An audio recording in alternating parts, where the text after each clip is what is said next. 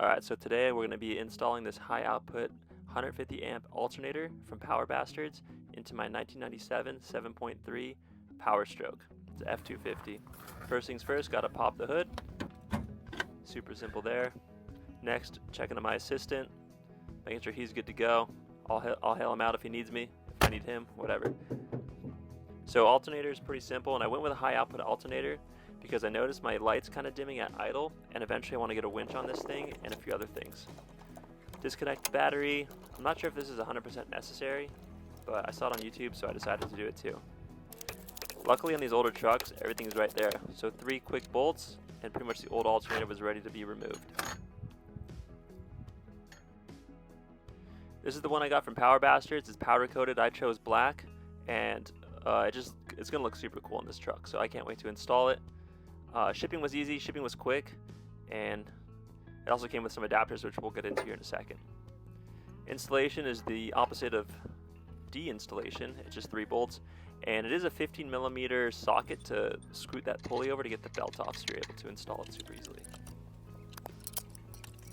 And like I said, I'm looking to do some applications with like external, more lights, etc., and I just felt like a higher output alternator was necessary.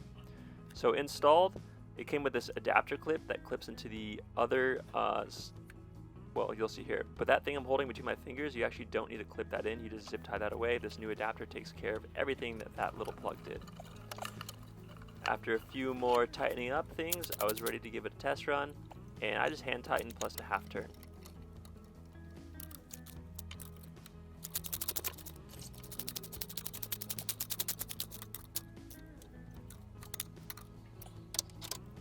They have a ton of alternators out there, so if you have a specific truck, if you have different packages, they definitely have one that'll fit it. It kind of took me some time to figure out the right one, but I called them and we were able to get the right one shipped the first time. So this is the pulley belt going back on. Whatever force you can to get that thing up there. And I actually just keep a 15mm socket and a pry bar in my truck at all times in case I have to replace the belt. Quick hookup of the battery. Pretty crazy, these things have 2 batteries.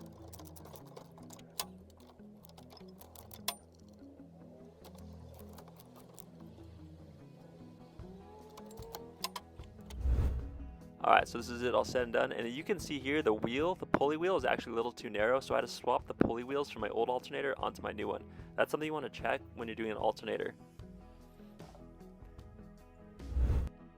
It also came with this big wiring kit, which I have yet to install, but I'm actually going to do an extra video about that. It's going to go straight to the camper I have on the truck to charge the house battery. I didn't get around to it this time, but I want to do a next video series kind of explaining. And it's a pretty big cable, and I think this will actually give it a lot more juice than what it's currently outputting here in a second. So this is the test drive. Top there is my battery indicator. I know there's better ways to measure it, but I just want to do this super quick. And usually that top battery dial stays right in the center, but when I get on the gas, I can definitely see it shifting over to the right a little bit, giving me a little extra juice. Only time will tell how much this pays off, but I need a new alternator anyways, wanted to upgrade it for my future things, and figure like this is a good way to go that a lot of people don't talk about. So there's the Power Bastards on the left and the stock on the right, 20 more amps. Hope you enjoyed the video.